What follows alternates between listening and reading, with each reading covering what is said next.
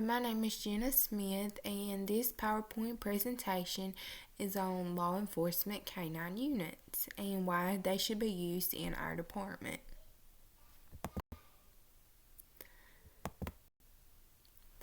So, canine dogs can be used for either single purpose, meaning that they complete only one task and one task only, or they can be dual purpose dogs, meaning that they perform a variety of tasks. Popular canine breeds are Belgian Malinois, which are right here. There's German Shepherds, Bloodhounds, Dutch Shepherds, and Labrador Retrievers. Law enforcement dogs have been used by police since the Middle Ages. I thought that was interesting. Police canines are used to obtain suspects and get them in police control. In apprehension, the main focus is for the dogs to capture a suspect or put fear into the suspect in hopes of little to no altercation.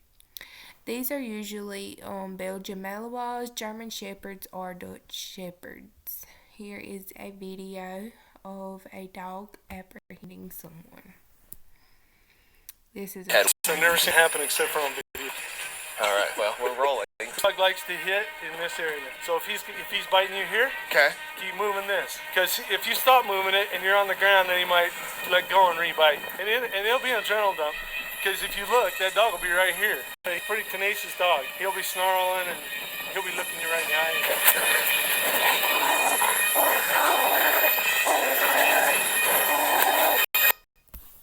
I know for sure I would not want to be attacked like that.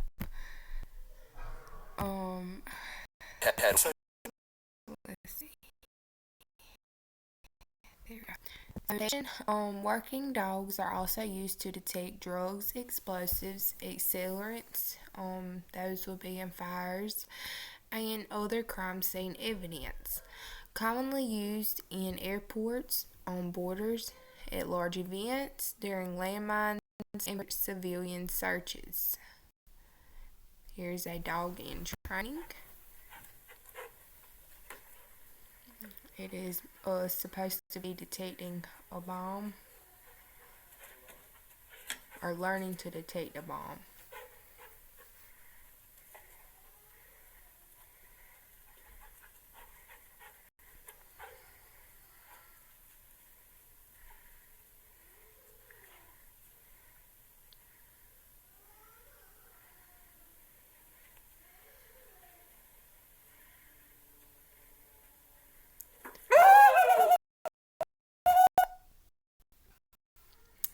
And if you don't know, dogs sit when they do detect something or they bark. Dogs are also used for search and rescue. Dogs, they can, like if someone has been kidnapped or if they're missing, their scent can be used in order to locate them. Their scent could be taken from a piece of clothing or something of that nature. Something that the Scotland County Sheriff's Department does is they started this program here recently where they store people, like anyone that has dementia or some kind of autism or have some sort of reason as to why they may go missing. You can go and they'll take their scent from up under their armpit and store it. So if you have to call, they already have a scent on hand. But canines can detect living and deceased people, and the canine sniffing powers can also detect through rubble after an explosion or an earthquake. And here is a little clip of what I find a heartwarming touch. What's happening right now from RTV6, the Indie Channel. Indianapolis combined the latest technology with tradition. Tonight, a Hancock County toddler is home with his family after wandering away from home Saturday and getting lost for hours in a cornfield. Authorities used heat sensors and helicopters and a bloodhound named Grace. RTV6 reporter Ebony Monet is live downtown with this story. Ebony? Grace has been a tool for Indiana law enforcement, Drew, for more than 6 years. She has been involved in a number of searches for missing children and elderly. Good girl. With a harness and scent, Grace goes to work. Okay, find it, Grace. The 7-year-old is a certified man-trailing bloodhound. Saturday night, she tracked the scent of a missing toddler, lost in a Hancock County cornfield. He got very, very far, and you don't know what that child could be exposed to. Predators, the elements, water, obviously. Indianapolis Metro Police Detective Sergeant William Carter trains Grace 16 hours a month to locate missing children and elderly. After 3 hours, the survival rate of anyone's missing goes down very, very quickly after those 3 hours. Like on January 6, 2013, Carter called on Grace to help find an abducted 5-month-old. The mom had a sock that was in the bottom of her diaper bag, and that's what we used as a scent article, and she tracked to the building where the individual was inside with the baby. But not all trails have had happy endings. Carter says time is one of the biggest obstacles. He says it was the drowning of a 7-year-old in 2005 after a long search that sent him looking for a better way. And we watched as they pulled that out of the water. And at that time, I was thinking there's got to be something, some means, some tool, something that we can use. Shit. Carter says Grace is that tool. She helps guide authorities to the missing and lost when minutes count.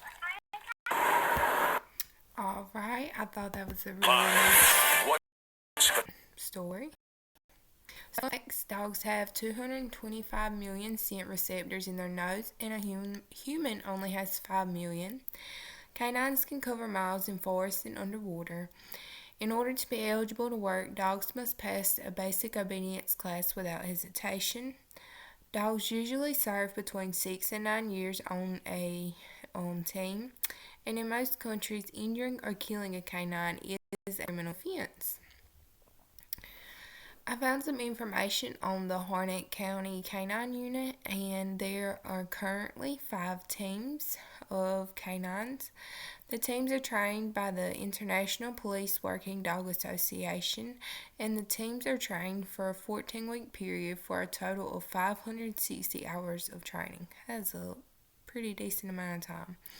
Teams must attend 16 hours monthly in training. This is a lot of training and a lot that goes into these dogs, but there's so much that can be discovered and so many lives that can be saved through this detection.